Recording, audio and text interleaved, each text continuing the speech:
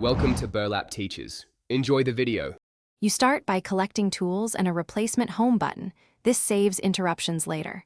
Power the iPod off, remove the 2 screws beside the lightning port, and gently pry the front panel up with an opening pick. Lift from the bottom because the display clips release there first. Keep the screen angled like a book. That prevents strain on the display cables.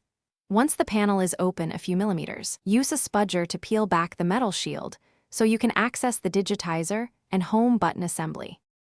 Once the screen is propped, disconnect the battery to avoid shorting components. This is crucial because the board is exposed. Next, remove the small bracket and screws holding the home button flex cable. Lift it carefully with a spudger and slide the button out from its seat.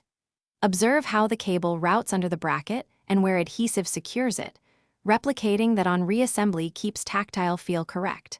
If the button is corroded, clean the area with isopropyl and let it dry before fitting the new part. You now seat the replacement home button into its pad, route the flex exactly as removed, and secure the small bracket with its screws. Make sure the flex isn't pinched. Reconnect the display and battery, then lower the screen and press the clips into place before reinstalling the 2 lightning screws. Power it up and test the home click and touch ID if present. If the button fails, make sure connectors are fully seated, try a soft reset, and inspect the flex for damage. Those fixes resolve most remaining issues. Thanks for watching. Consider subscribing if this video helped you.